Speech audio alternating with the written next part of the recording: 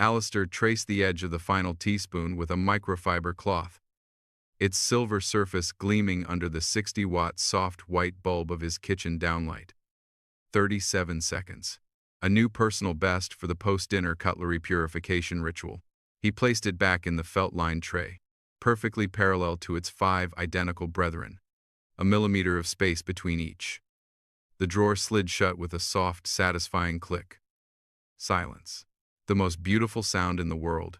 A sound he had cultivated, curated, and defended with the ferocity of a dragon guarding its hoard. It was 8:17 p.m. on a Tuesday, and all was right in the world of apartment 3A. Until it wasn't. It started as a low thud from the apartment next door. 3B. The belly of the beast. The source of all disorder in his meticulously constructed universe. The thud was followed by what sounded like a sack of bowling balls being dropped down a flight of wooden stairs, which was then immediately followed by the sound of a woman singing a pop song, loudly and with a joyful disregard for every known musical key. Alistair closed his eyes. He took a breath. In for 4 seconds, hold for 7, out for 8.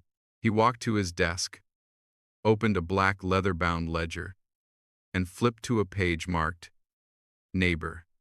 See Wild. Sonic disturbances log. He dipped his fountain pen into a pot of ink. Tuesday, 8:18 p.m. Percussive impact, indeterminate origin, followed by caterwauling. Species. Human female. He had 6 months of these entries. 6 months since Cassia Wild had moved in. A human hurricane wrapped in paint-splattered jeans and the scent of turpentine. His life had become a before and after. Before Cassia, his apartment was a sanctuary. Now, it was a fortress under siege. Tonight was different. A new sound joined the cacophony. A high-pitched squeal, like a piglet being introduced to a python, followed by a sudden, violent gush of water. Alistair frowned. That wasn't in the usual repertoire. The singing stopped. It was replaced by a shriek.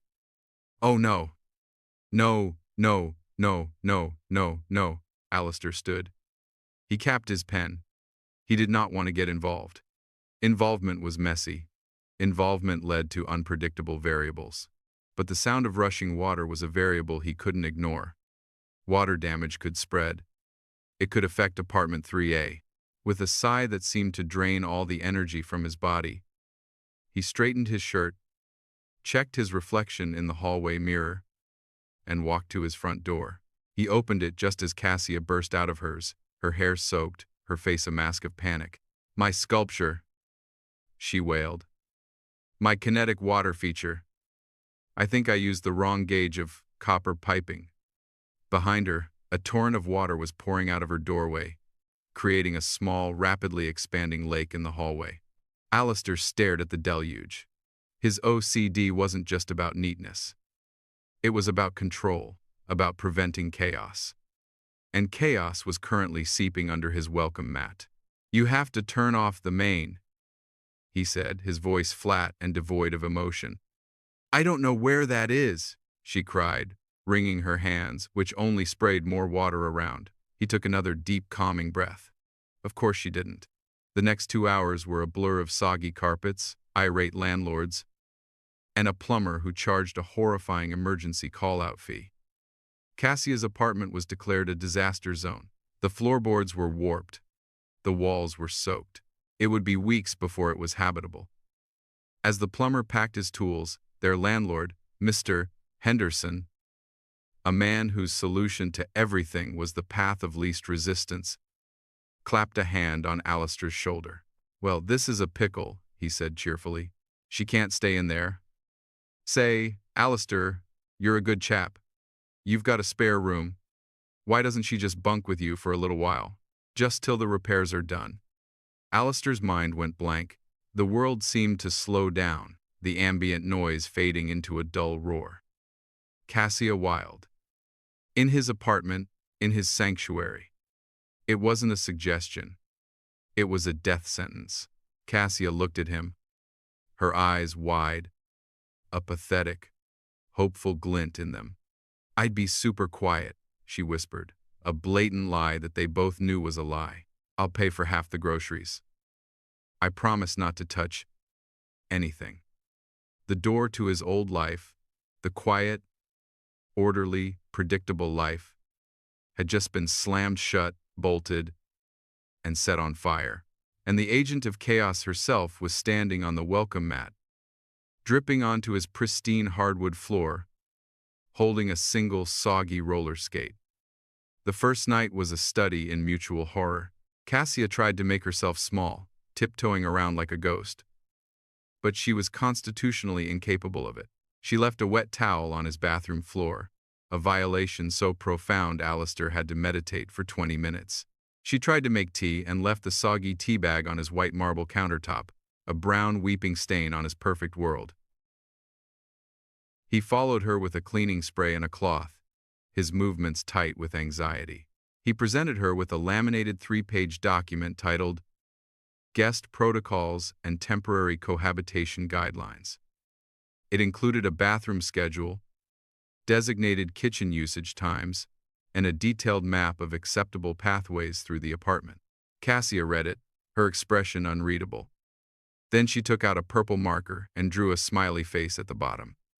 "This is cute," she said. "You're funny." He wasn't trying to be funny. The struggle was immediate and all-consuming. Alistair's life had been a symphony of quiet rituals, and Cassia was a rogue drum solo. She talked to her plants. She left half-finished projects in every corner, a birdhouse here, a clay pot there. Her essentials were a curated collection of beautiful, useless things, a box of beach glass sorted by color, a stack of vintage postcards, a jar filled with feathers. To him, it was just clutter, an assault on his senses.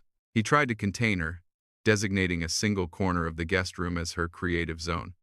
It lasted a day before it metastasized, spilling out into the hallway. He would find a stray paintbrush in his cutlery drawer, a sequin in his cereal.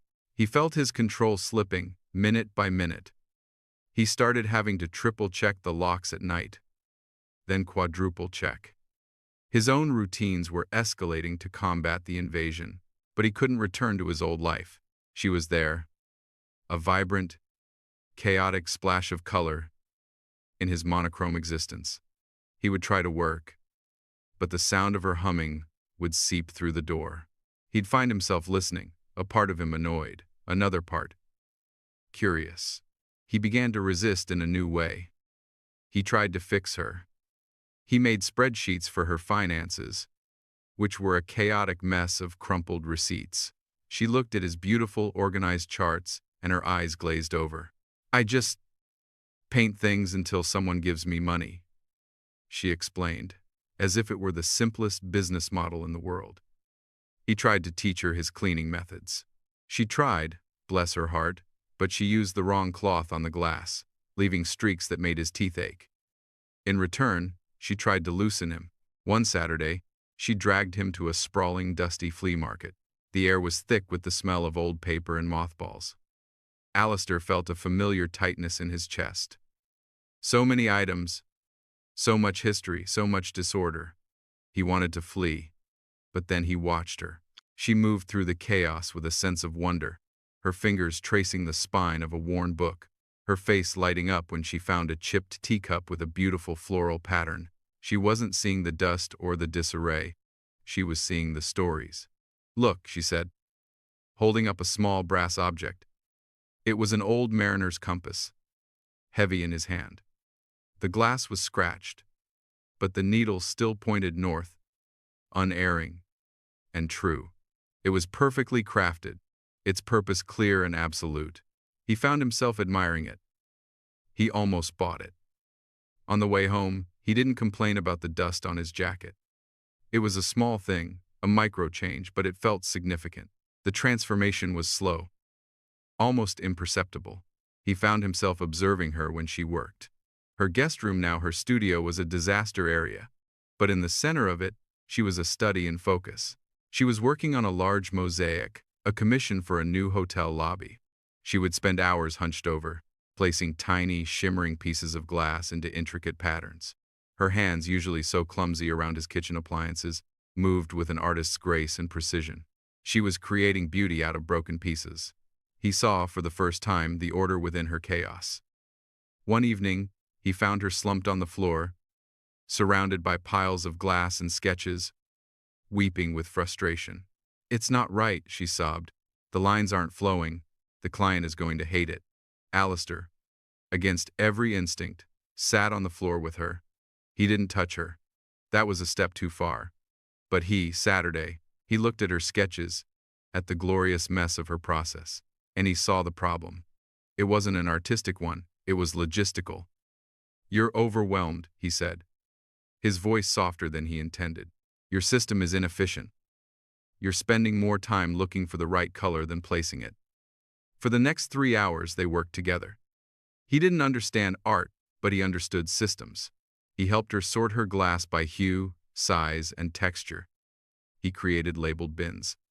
He designed a workflow chart. Cassia watched, astounded. "You're like a wizard," she breathed. "A very, very tidy wizard." The next day, she worked with a newfound clarity, the mosaic flowing from her fingertips. That night, to thank him, she decided to cook. He almost refused, picturing the inevitable splatter and smoke, but the look on her face stopped him. He sat at his perfectly set dining table and watched as she navigated his kitchen like a sailor in a storm. She used every pot. She coated every surface in a fine dusting of flour. She set off the smoke alarm twice. But an hour later, she placed a plate of homemade pasta in front of him. The sauce was rich and smelled of fresh basil from the plant she kept on his windowsill, a plant he now watered every morning. He took a bite. It was the most delicious thing he had ever tasted. They ate in comfortable silence. Later, as she was washing the dishes and he was discreetly re-washing them after her, she turned to him. "You know," she said, "my dad was like you." Alistair froze. He was in the army. Everything had a place, a time. He used to get so angry when my room was messy. She looked at a spot on the wall. My mom was... She was like me. An artist, free-spirited. He tried to organize her. It didn't work. She left when I was 10. It was the most she'd ever shared. And in that moment, Alistair understood. Her chaos was a declaration of freedom. A defense against being controlled, being caged. He found himself telling her about his own childhood, about moving from town to town, about parents who were loving but utterly disorganized, their lives a whirlwind of unpaid bills and missed appointments. He told her how, as a little boy, he started organizing his toys, then his books, then their mail, trying to create a tiny island of order in an ocean of unpredictability. It wasn't about being clean, it was about being safe. They stood in the quiet kitchen, the hum of the refrigerator, the only sound. The space between them felt charged, different. She reached out and, with a startling gentleness, brushed a speck of flour from his cheek. Her fingers were warm. He didn't flinch. He didn't pull away. He just looked at her, at the flecks of paint in her hair, at her bright, curious eyes, and felt something shift inside him. The carefully constructed walls around his heart began to crack. And then, the letter arrived. It was from a prestigious gallery in San Francisco. They had seen pictures of her work. They wanted to offer her a major commission, a series of large-scale sculptures for a new tech campus. It was the kind of career-making opportunity artists dreamed of. But it came with a condition. She would have to relocate to their Bay Area studio for a year to complete the project. A year. Alistair read the letter over her shoulder. Her apartment was almost fully repaired. She would be leaving his place in 2 weeks anyway. He should be thrilled. His sanctuary would be restored. No more misplaced mugs. No more humming. No more chaos. Complete, perfect, sterile silence. The thought landed in his chest with the cold, hard weight of a stone. He looked at Cassia. Her face was a mixture of ecstasy and terror. "This is everything," she whispered. "Isn't it amazing?" "It's amazing," he heard himself say, his voice a hollow echo. His world, which had become a strange, vibrant, unpredictable galaxy, was about to collapse back into a single, lonely star. The final week felt like a slow-motion film. They were polite. Terribly, painfully polite. They talked about logistics, about packing, about flight times. They avoided looking at each other. The messy, wonderful intimacy they had built was gone, replaced by a brittle formality. Alistair retreated back into his routines, polishing and aligning with a feverish intensity, but the satisfaction was gone. The gleam of the silver seemed dull. The silence of the apartment felt empty. On her last night, Cassia insisted on a farewell dinner. She ordered pizza, a concession to his fear of her cooking. They sat at his dining table, a cardboard box between them like a barricade. "So," she said, picking at a piece of pepperoni, "back to normal for you, huh? Peace and quiet." "Yes," he said, arranging his napkins into a perfect square. "It will be orderly." The word tasted like ash. "You can finally stop following me around with a dustbuster." She was trying to joke, but her voice cracked. "It's what you wanted, right? For the chaos to be gone." Something inside, Alistair snapped. The months of suppressed anxiety, the burgeoning affection he had no words for, the terror of her leaving it all came pouring out.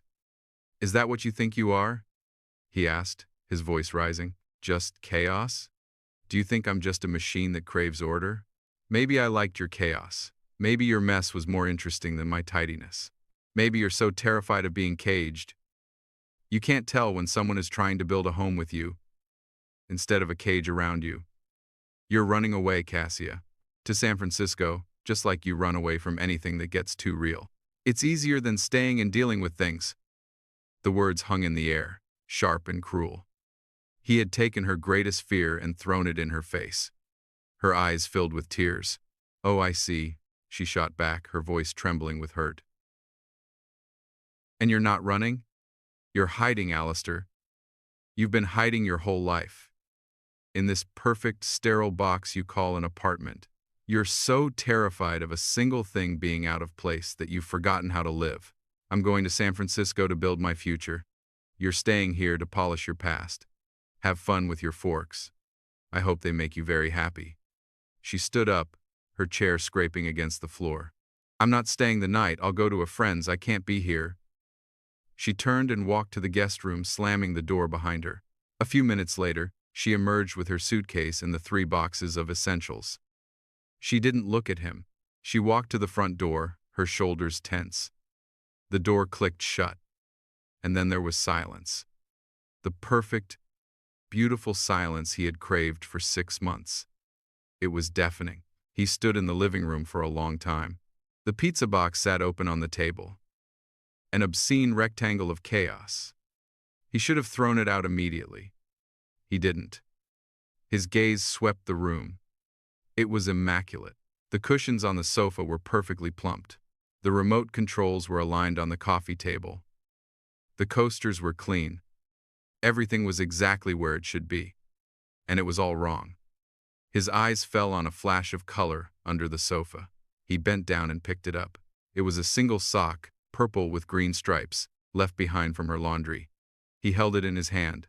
It was soft. It smelled faintly of her, of paint, and of the lavender fabric softener she used. The one he complained was too fragrant.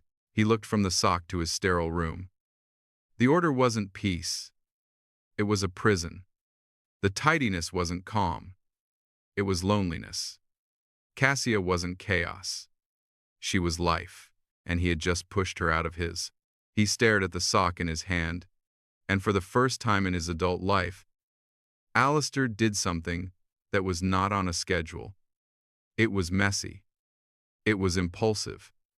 It was terrifying. He dropped the sock on the floor. He walked over to his perfectly made bed, and with one swift, violent motion, yanked the comforter off, leaving it in a heap. He went into the kitchen, grabbed a mug, filled it with water, and set it down on his polished wooden end table, right next to the sofa, without a coaster. Then he grabbed his car keys and ran out the door. He didn't know her friend's address, but he knew her friend's name, and a frantic, socially awkward call later, he was speeding across town. He found her standing on the sidewalk, loading her boxes into the trunk of a taxi. Her face was pale and tear-streaked. The taxi driver was tapping his watch impatiently. Alistair slammed his car into park and jumped out. "Cassia!" he yelled. She turned, her eyes widening in surprise. He ran across the street, dodging a bicycle. He stopped in front of her, breathing heavily. He didn't have a speech planned. Words were his tools, but they felt inadequate. So he used action. He turned and threw open the trunk of his own car. It was a disaster. Canvases were wedged next to bags of plaster. Tubes of oil paint, still in their shopping bag, had spilled, creating a small, glorious rainbow of color. There were brushes of every size, a new easel, and 3 different kinds of clay. He had driven to the all-night art supply store in a blind panic, grabbing anything he thought an artist might need. Cassia stared into the trunk, her jaw dropping. You went shopping?" He nodded, still breathless. "I believe," he said, his voice shaking slightly, "that you forgot some essentials." She looked from the chaotic trunk to his earnest, terrified face. "You bought acrylics," she said, a small, watery laugh escaping her lips. "I use oils." "Right," he said, a slow smile spreading across his face. "Well, then I suppose you'll have to stay. You'll have to teach me the difference." She stared at him for a long moment. Then, she launched herself into his arms, burying her face in his shoulder. He held her tightly, breathing in the scent of lavender and turpentine. It smelled like home. The taxi driver honked, then drove away with a shrug. The present day. 6 months later, apartment 3A is no longer a sanctuary of silence. It's something better. It's a home. Alistair's books are still alphabetized on their shelves, but hanging above them is a huge, abstract painting, a riot of color and energy that Cassia made for him. Her art corner is still a magnificent disaster, but the disaster is contained in labeled bins and rests on a plastic mat to protect the floor. On the kitchen counter, next to his perfectly aligned spice rack, sits a collection of oddly shaped mugs she made in a pottery class. This evening, Alistair is in the kitchen, a smudge of flour on his cheek. He's attempting to bake bread from one of Cassia's anarchic handwritten recipes. Across the room, Cassia is sitting on the floor in front of his dresser. She's sorting his socks. She's trying to organize them by color, but she keeps getting the shades of gray and navy blue mixed up. He looks at her, at the focused frown on her face as she tries to impose order on his wardrobe, and he laughs. She looks up, her expression mock offended. "It's not funny. This is a very serious system.